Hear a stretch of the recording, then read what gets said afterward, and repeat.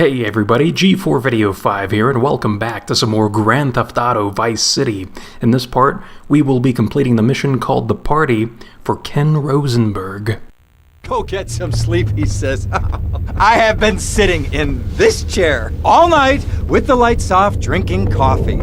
This is a disaster. We are so screwed, man. These gorillas, listen to me, are gonna come down here and rip my head off. It's ridiculous. I did not go to law school for this. Okay, now what the hell are we gonna do?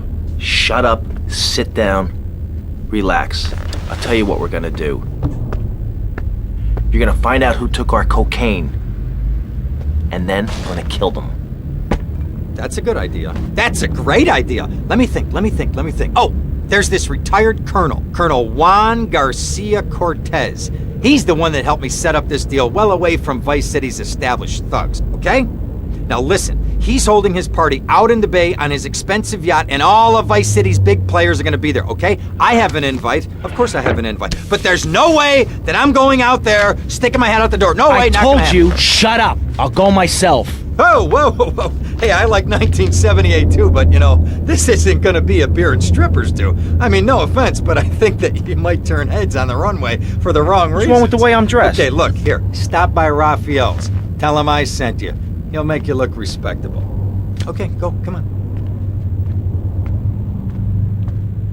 Who does that guy think he is? Now I gotta dress like a chump as well as hang out with them? I like this shirt.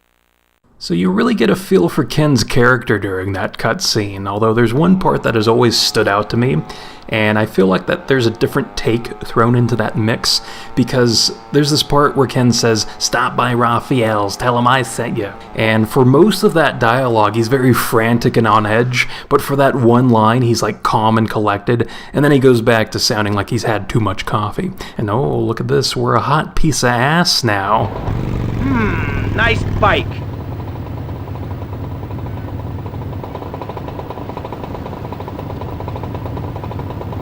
No, my bike! So speaking of dialogue that sounds off, Tommy Vercetti is voice acted by Ray Liotta, who quit smoking thanks to Chantix.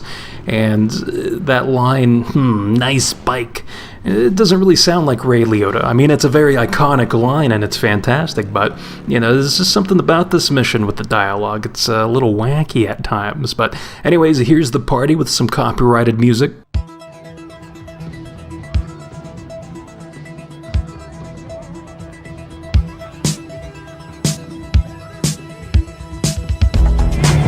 Buenas noches. I understand you are here on the behalf of Mr. Rosenburg. I hope any recent problems have not affected his health or mental well-being, Mr. Vercetti. He's just got a touch of agoraphobia. Excellent. And you? I just want my merchandise. It's an unfortunate set of circumstances for all involved. Of course, I have initiated my own lines of inquiry, but such a delicate matter will take time. Perhaps we'll talk later. Meanwhile, let me introduce you to my daughter. Miss Davis! Cara mia, could you look after our guest while I attend to my necessary obligations? Of course, Daddy. Please, excuse me. Mercedes? You try living with it. Anyway, let me point out some of our more distinguished guests. That's our Congressman Alex Shrub with rising silicone star, Candy Sykes. And have you met my lovely wife, Laura? No? Well, unfortunately, she's in Alabama. This is Candy. And over there, we have the Vice City Mamba's star titan, BJ. Always the charmer. I blocked down on him, and then I put him in a wheelchair. That is good. Well, now, I'm looking at some prime... And that poolside amphibian is Jez Torrance, lead singer with Love Fist. Can I tell you? Do you know how they play ping pong? It's silent. Let me tell you. It does not involve a paddle, if you know. Impotent. And the chatty trio, that sleeping sweat gland is Papa's right-hand gimp, Gonzalez. And the other two are Pastor Richards and pseudo-intellectual film director Steve Scott. Throws a passion with the newborn bathers when the giant shark comes in and just bites their dicks off. And now, you never saw anything like that before. Colonel, your party deliver a triumph.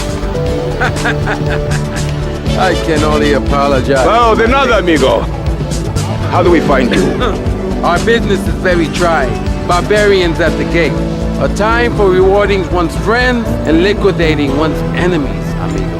Who's the loudmouth? Ricardo Diaz. He's Mr. Coke. Mercedes! Oh, I was just taking my friend back into town. Another time, Ricardo. Ricardo, let's go. Let's get out of here. Actually, take me to the pole position. Drinks.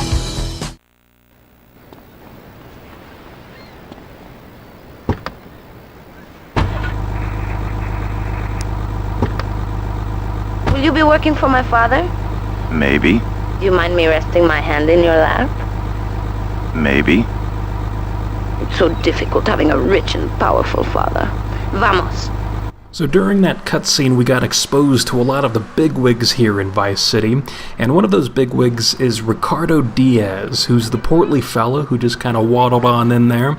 And I really don't like his introduction in this game, because when he arrives, he starts speaking in this, grand language, almost medieval-like, and I'm not a fan of it. It's just always annoyed me. See you around, handsome. I'm sure you will. So with Mercedes entered traffic cones dropped off here, we have now completed this mission. So it's a very straightforward mission, but there's lots of things going on here, and I'm a fan. Nothing wrong with simplicity. So in the next part, we will be taking on the next Ken Rosenburg mission, which is called Back Alley Brawl. So until then, I will see you next time.